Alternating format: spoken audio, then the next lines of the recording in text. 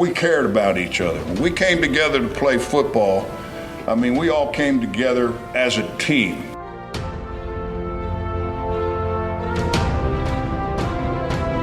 Success doesn't come, nobody gives it to you. It just doesn't happen. You have to earn it. It's easy when it's going your way. But when things get tough, what do you do?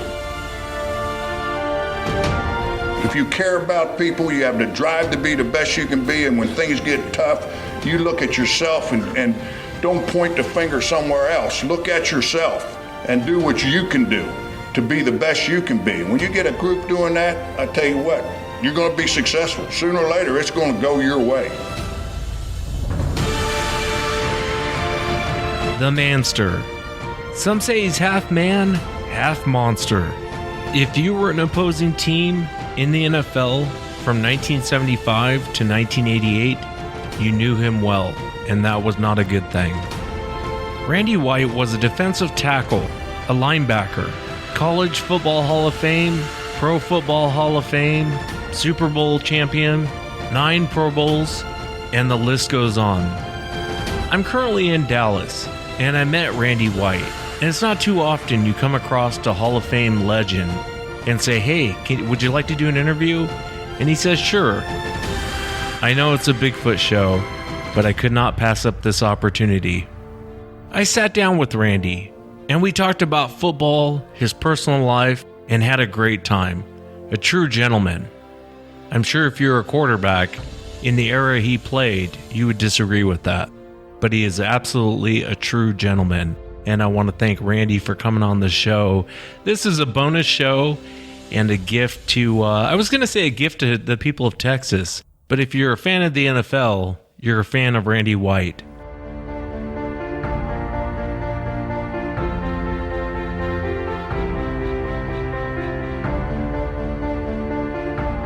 Well, I want to welcome Randy to the show. Randy, thanks for coming on. Well, thanks for having me. Yeah, it's an honor to meet you. I know you're kind of a living legend in football in general, but especially down here in Dallas. And you were known as the Manster. Who gave you that? Who gave you that name, and how did all that come about?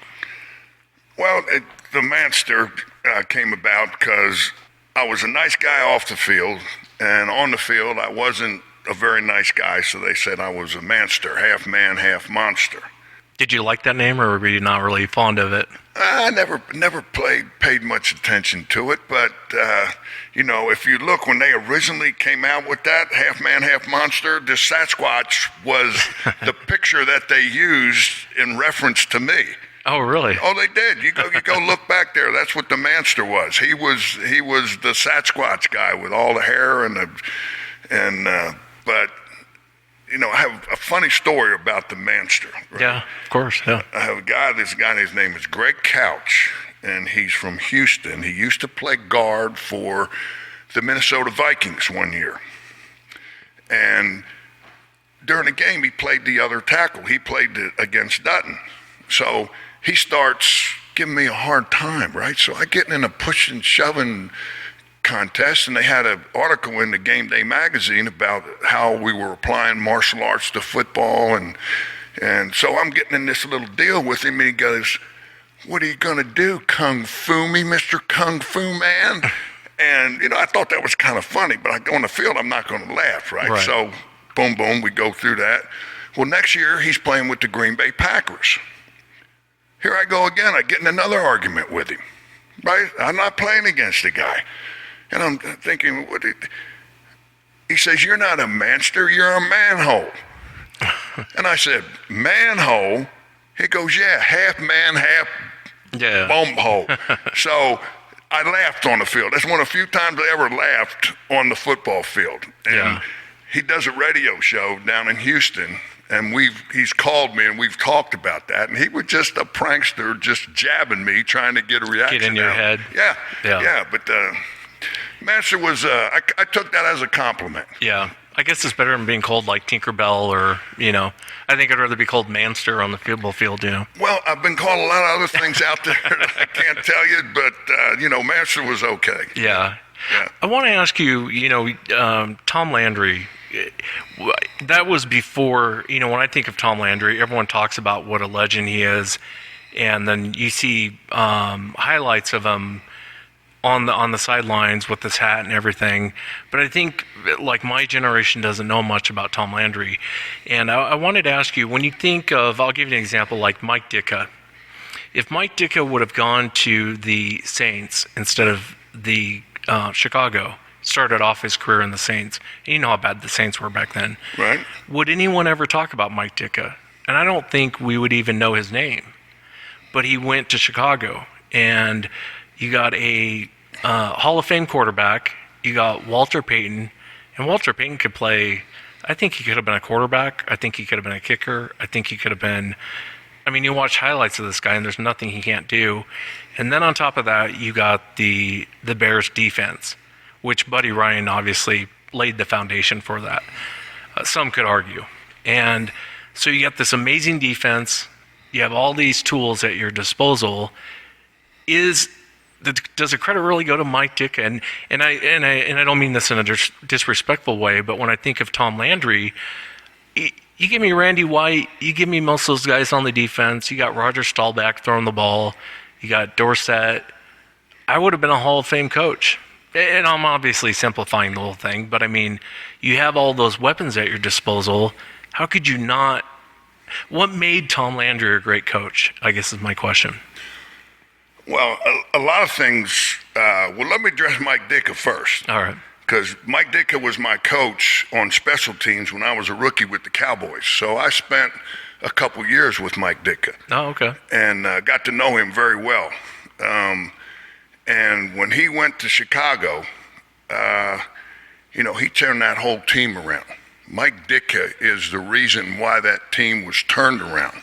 He had the talent, yeah. But when Mike Ditka got there, all these guys are rolling their sleeves. Even the kicker used to roll his sleeves up. They all thought they were tough guys because Mike was a tough guy. Yeah. And his attitude and his philosophy, and he was very smart on top of that, was the reason why Chicago. Sure, Buddy Ryan and that defense, they had a lot of talent. Walter Payton came out of college same year I did. Great football player, great person, in my opinion. Best football player that ever played was Walter Payton, best running back for sure. So Mike Ditka was a special guy and a special coach.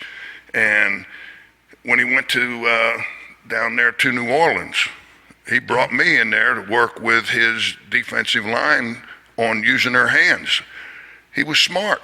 Yeah. Their team led the league, and the Saints led the league in sacks. Why? Because I'd like to think it was because we helped them. They had the ability, but we pushed them over the hump. So Ditka was a heck of a coach and a great guy. And I didn't mean it in a derogatory way. I know. But, Mike was he's a special guy. Yeah. And then Coach Landry. I mean, where do you start with Coach Landry? I mean, as far as a football coach, he was a great coach. But as far as a person, a leader, a guy that you would look up to, you always used to tell us, God should be first in your life, your family, and then whatever else comes into place. When you're a young guy, I'm a young guy, I don't want to hear that back then. Yeah. But, the older I got and more I was around him, he had his priorities in order, and he did things the way they should be done. And he was a great example to anybody that was ever had the opportunity to be around him, came away being a better person. I always say that. As far as football goes, he demanded the best, but he made you learn the game of football. You just didn't play football. He made you learn the game of football. He made you know your position, the guys around you, and how you were going to stop the opposing team. That's, as far as his coaching. And he taught you a lot of lessons. One of the things he said was, your strength becomes your weakness if you only rely on your strength. Well, in the end, we played that flex defense, and teams started catching on to it, and we really should have changed it up. And my coach, Ernie Stautner, used to put in some changes in that defense every year, and Coach Landry, he would come in and he would throw them out. So we stayed with that defense. So, and he also used to tell us, if you're fortunate enough to stay around long enough, the game humbles everybody. So not only... What did he mean by that? Well, the older I've gotten, not only football, when you're talking about football, if you stick around long enough, there's going to be younger guys that can do it better. Oh, I gotcha.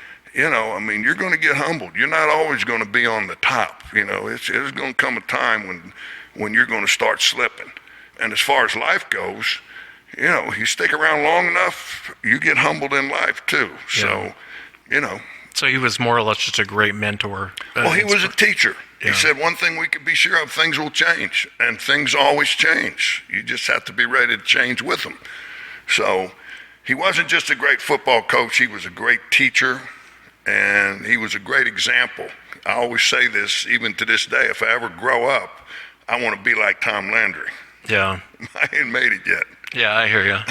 I hear you. I didn't know you played under, you know, when the, was it 85 when the Bears came back and they were, you played that game in Dallas and the Bears beat us 67-13. I'll never forget it. What was the conversation with Tom Landry like after that? Because, you know, Mike Ditka looked up to Tom. I mean, he speaks about that in a lot of interviews and the way that team just slaughtered, you know, his mentor, his guy. Did Tom Landry ever talk about that? Not much other than going over that film, which was no fun. Yeah.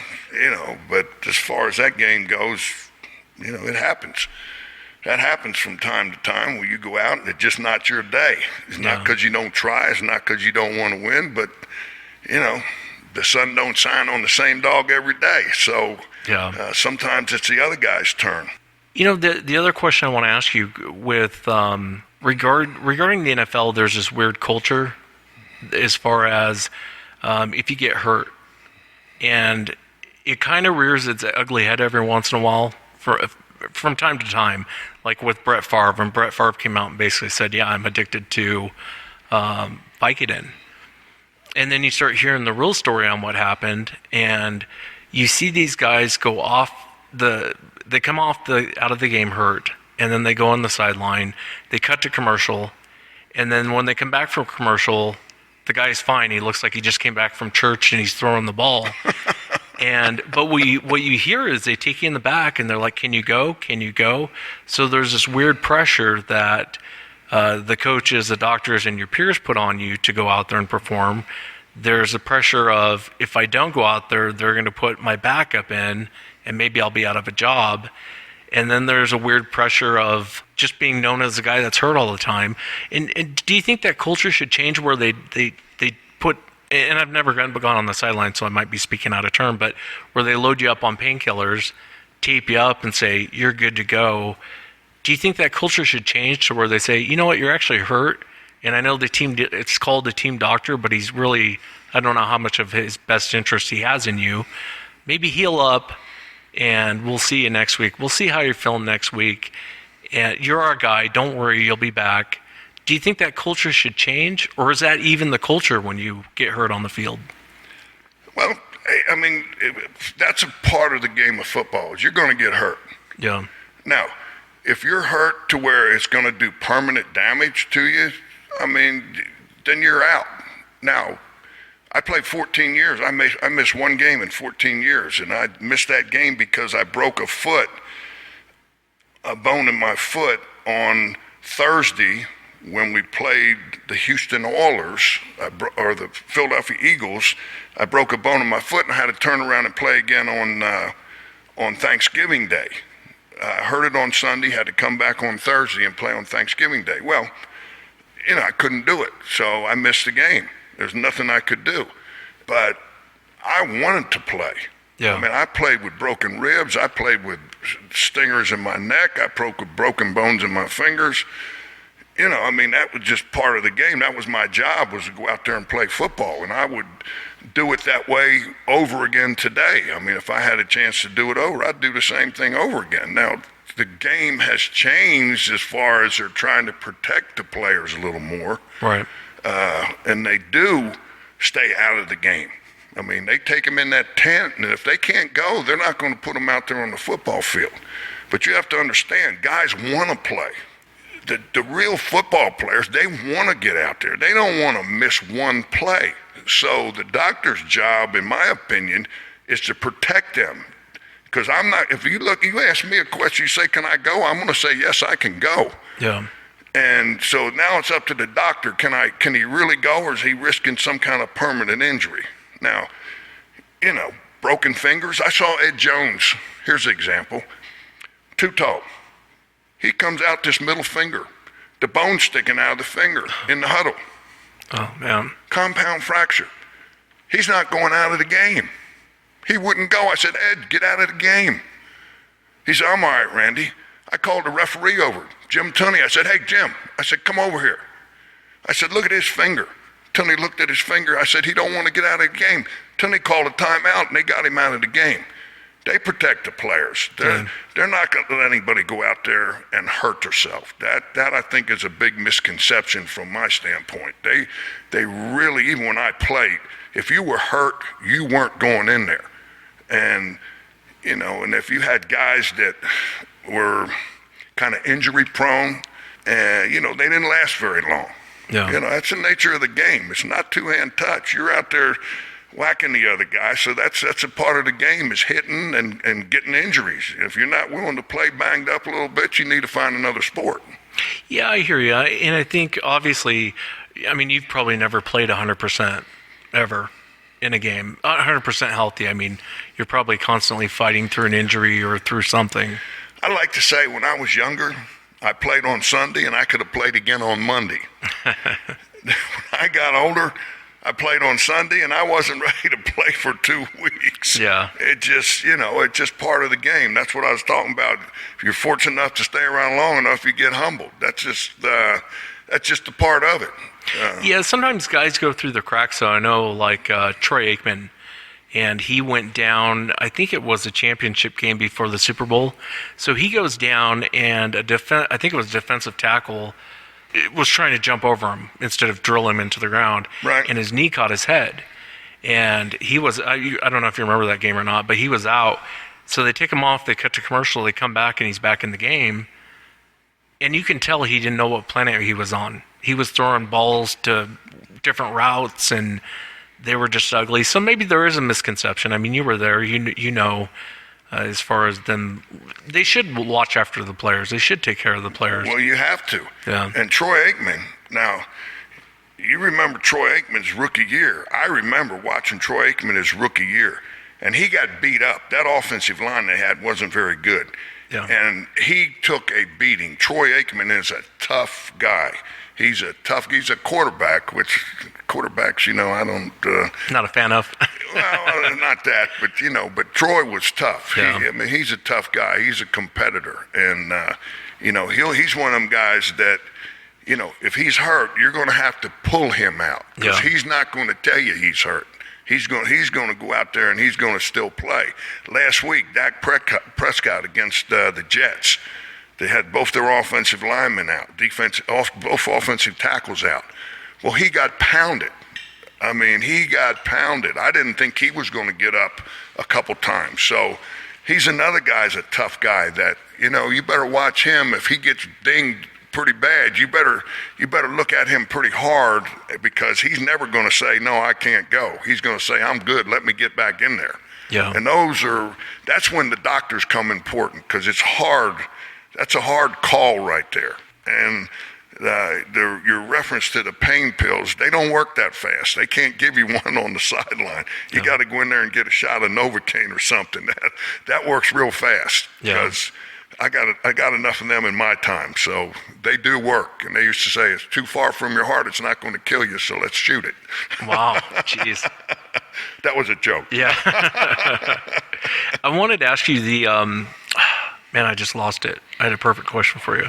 Oh, I threw you off with my no, answer. No, that's all right. In this day and age, do you think? Obviously, you can play. That's not my question. But in the way the rules are today, where if you're going to tackle Tom Brady, you got to set him down gently, read him a book, and tuck him in and make sure he's A-okay. Do you think you could play in that environment? Because they're handcuffing the defenses, which I don't quite understand, because there's a lot of times where quarterbacks get hit, and you're like, that was a legal hit. And they're like, nope, that was 15 yards, and this guy's probably getting fined for roughing the passer. And it's like, that wasn't roughing the passer. Would you want to play in today's game? And do you think you even could? Or do you think you'd be fine left and right? I mean, you were called the Manster. Here's the answer to that question. The culture that I grew up in when I was growing up dictated, like watching Dick Butkus or watching Ray Nitschke or watching Deacon Jones or Merle Olsen or Bob Little. Hey, these are the guys you wanted to be like. Yeah. And, they allowed you some freedom. The quarterbacks were tougher back then. Because I know when I played, we used to smash Ron Jaworski so many times, and he got up, and I thought, how the heck did he get up? Phil Simms, Joe Theismann, these guys were tough. Now, had I grown up in the culture that these guys are growing up in now and been exposed to the rule changes, well, then that's all I would have known. Could I go from where I was and dump me in the middle of this thing the way it is today? I'd be kicked out of the league. Yeah. I mean, I wouldn't last 2 weeks. I'd be gone. I'd be broken. I'd be gone. Because, I would try to smash them. Yeah. I never intentionally tried to hurt anybody, physically hurt them to where they couldn't come back and play. Now, did I try to hit them as hard as I could and knock them goofy? Certainly I did. I mean, that's what the game of football is, and that's the way I was taught to play, and that's the way I played it. Do you think the rule changing is ruining the game? Because you don't see defenses like what you guys were a part of. I mean, you'll have great players like a Ray Lewis or I can't think of another, like Ray Lewis. But you don't see like the Dallas Cowboys when you played in the 80s of these guys are monsters and they're coming to get you, or even like the Bears. Well, you don't see full defenses like that. It's almost like it's ruining the game. Well, I'll say this. When I watch a game, I don't want to know the referee's name at the end of the game. I don't watch the game of football to see the referee. Yeah. I mean, I'm not there to watch the guy with the zebra stripes on. Yeah. I don't want to see him during a football game. I want to see the football game. And I don't like seeing penalty flags every other play. It makes it not fun to watch the game, to me. So, yeah, I think the referees are playing too much of a part. What they had what game did I watch? I watched the game. They had 5 penalty plays in a row. Pass interference. I mean, come on. Get the referee out of the game. Let these guys play football. That's why people watch. Like I said, they don't watch NASCAR to see them going around in a circle. They want to see the wreck. Right? They don't watch football to see them play tappy-tap. They want to see people hit each other. Yeah, you're right. And they want to see big plays, and they want to see excitement. They don't want to see the referee throwing a flag and have a disappointment and another break in the momentum. I mean, it seems like the refs are really, like the defensive players are the bad guys. Always the bad guys. And you see that in game after game after game of them going after. I really think it's ruining the game, and hopefully it'll change. I don't think it will. These guys are just doing their job. Yeah. They're doing what they're told to do, and they're doing it to the best of their ability. Now, the owners and whoever makes these decisions, Goodell, the guy up there in charge of this or whatever, who's ever in charge of it, in my opinion, they better take a hard look at what direction this game is going. Mothers that don't want their kids to play because they might get hurt or a head injury or whatever. My answer to that is you could fall off a bicycle, you could do anything and get hurt. Yeah. I mean, I have an 8-year-old grandson, and I told his mother, I said, I don't want anybody encouraging him to play football, but if he wants to play, he's going to play football. And, then you tell him you want to play, you don't quit. You start it, you finish it.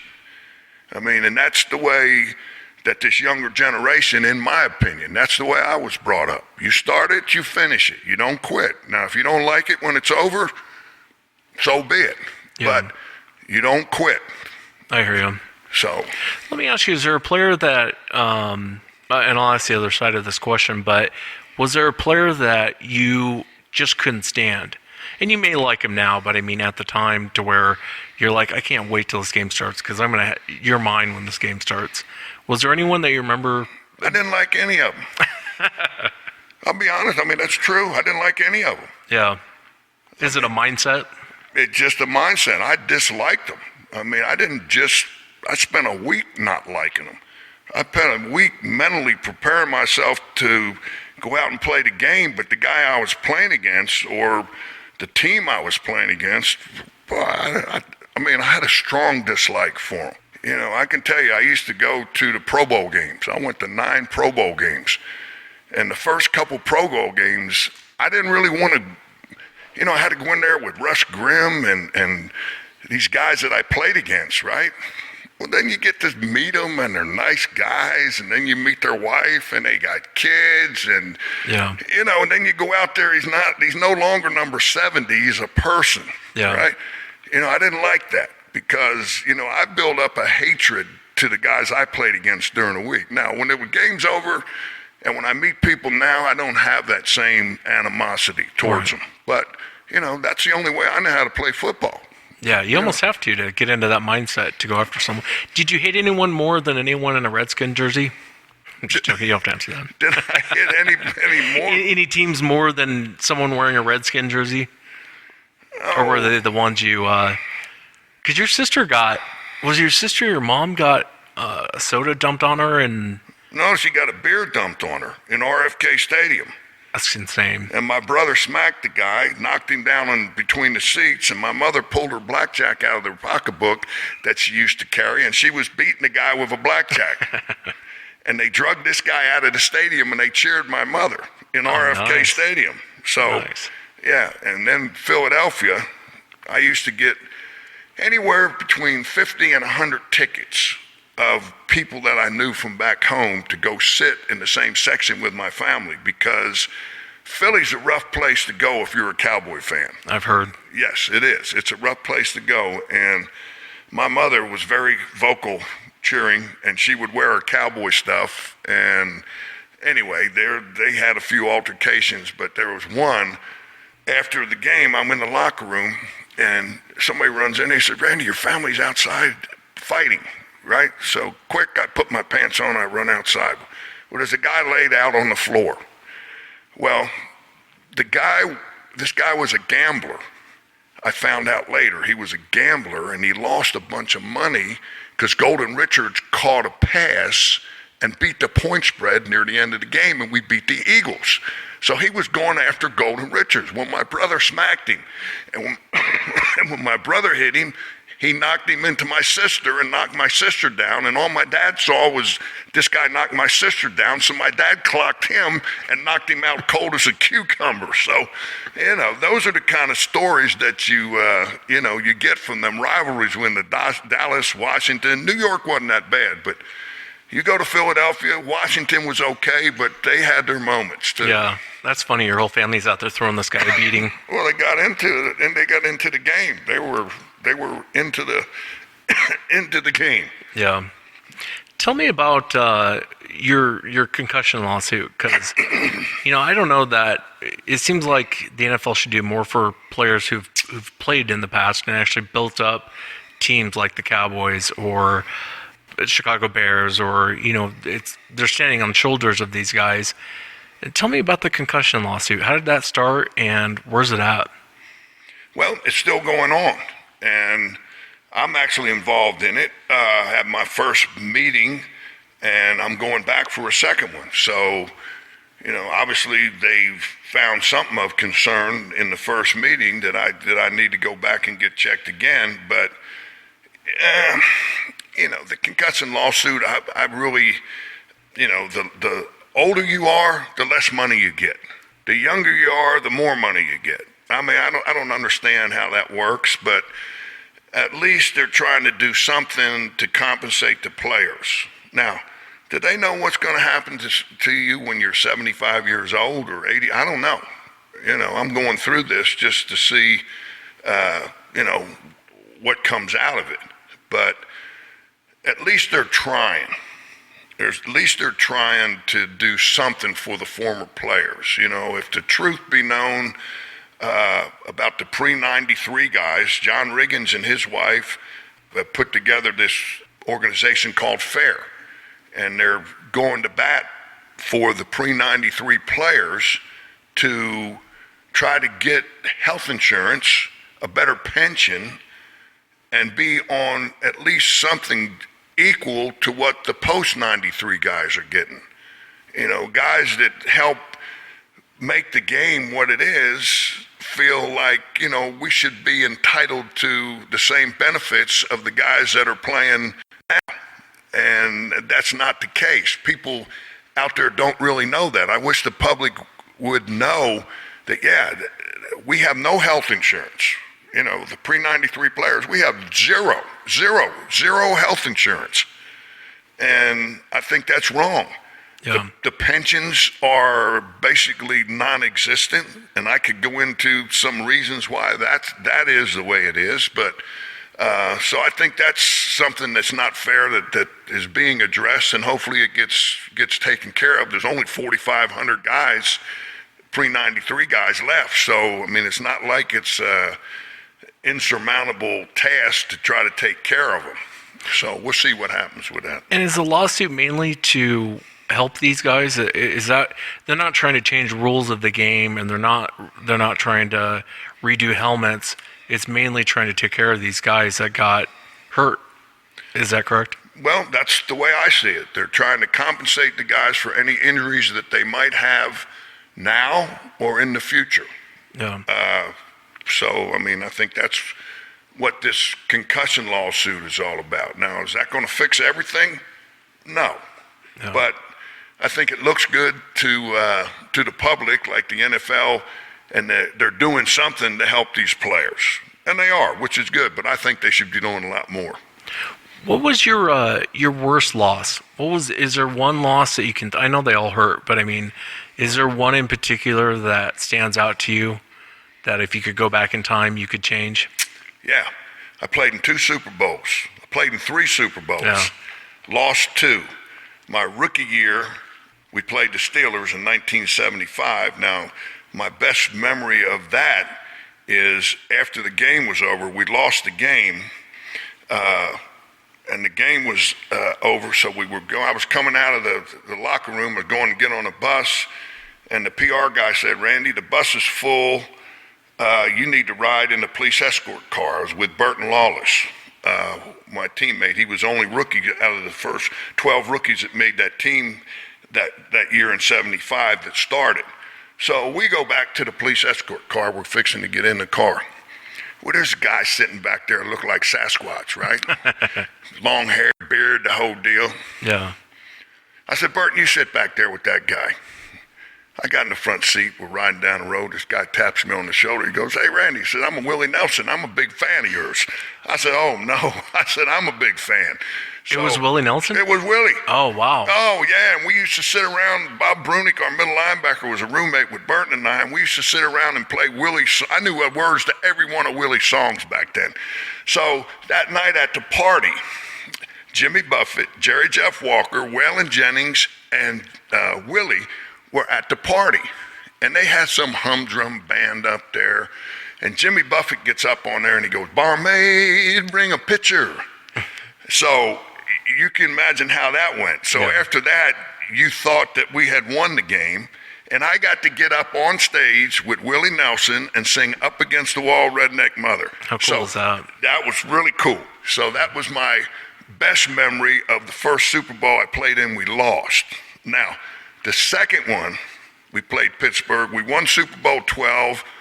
Harvey Martin and I were co-MVPs of the game. We won it. It was my birthday. That was a day I'll never forget. But then the next year, we played the Steelers again in the Super Bowl. And Mike Ditka put me in the kickoff return. And Roy Girella squid-kicked the ball. I picked it up and I had a broken thumb where I broke my thumb the week before against the Rams in the NFC Championship game, and I had it taped to my index finger, and I switched it to that hand and started running with the ball, Oh, no. and I fumbled it. And anyway, I don't know if you remember that game, but Jackie Smith dropped a pass in that game, and everybody said they lost because Jackie Smith dropped a pass. Well, if he ain't dropped a pass, they'd all said they'd lost because I fumbled the football. So that was a play that I'll never forget. Was it your dominant hand? Was it just more of a mechanical, like I got to put it in my dominant hand? Is that why you put it in that hand? No, I put it in my left hand. I had my left thumb was broke. I should have left it in my right hand. And I was running to the right. And the funny thing is, who do you think hit me and made me fumble, who was a linebacker for the Steelers? This was a trivia question that it's a couple. Tony Dungy's the linebacker that hit me. Dungy. Really? Yeah, the coach was a coach with the Colts and all that. So anyway, that's a trivia question if you ever want to use it. We'll have to use it for the show. Yeah. Yeah, it's, I mean, you've had an amazing career, and it's so fun to go back now with YouTube and just watch all the highlights and watch you playing the game. I mean, you were a monster. I mean, you were an absolute monster. The one thing I really like about the highlights when I watched you play, and you probably already know this, but you never look at the offensive lineman in front of you. You're always looking at the quarterback. That's one thing I picked up last night when I was watching. It's almost like you're looking through the guy. You never look at the offensive lineman. It's like you want to go through him. The whole karate thing, you doing and that is something you see a lot of NFL players do today, but back when you were doing it, it was unheard of. Was it trying to get your quickness down, get these guys around you? No, actually, our strength coach, Bob Ward, had a background in the martial arts in JKD, Bruce Lee style of martial arts, and he was a student of Danny Anisano's, who was Bruce Lee's training partner, and he brought Danny down to train us. And he gave us sticks, right? He gave us these sticks, and we're hammering around with sticks and hitting each other with sticks. And they're going, hey, coaches are going, hey, we can't play football with sticks. What are these guys doing? But the lesson was when you put the sticks down, you do the same thing with empty hands. And the JKD was trapping hands, and that was exactly what we needed to learn to be more effective pass rushers. Because the game was changing, guys were getting bigger.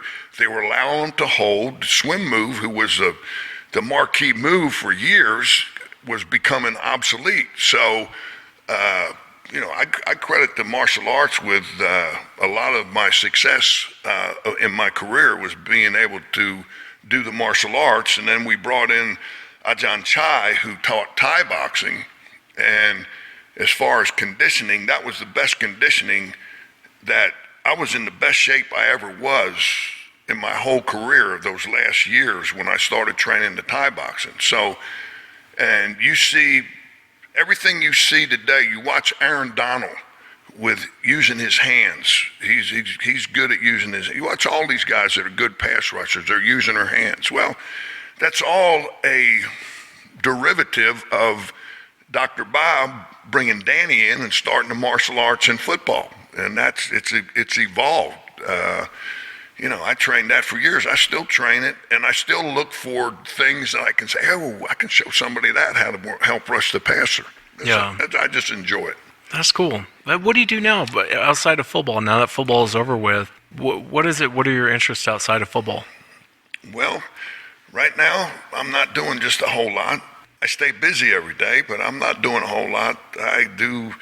I've been a spokesperson for a company called Smoky Mountain Snuff. It's an herbal chew. Oh, nice. No, I've worked with them and still do promotional stuff. Been involved in some different businesses. Right now, I'm just kind of cruising, and I may get involved with a wind energy company. So, I never know. Yeah. Do you miss football? I mean, would you go back and play if you could right now? I mean, do you miss it like that, or are you kind of glad you did that, you did everything you could, achieved everything you could? If they called me this afternoon, I'd go put a uniform on and try to play. I love football. Once a competitor, always a competitor. No, I love the game of football. I mean, I did. I loved it. I enjoyed playing it. That's what I did, and if I had it to do over again, I'd do it again. Yeah. And if I had an opportunity to go back, I could play one play. Yeah. I may get a sack. You never know. Well, you're still built like a football player. I'm sure you probably could get a sack. No, I'm just kidding. No, it don't work. The stuff don't work the way it used to, trust me. Yeah.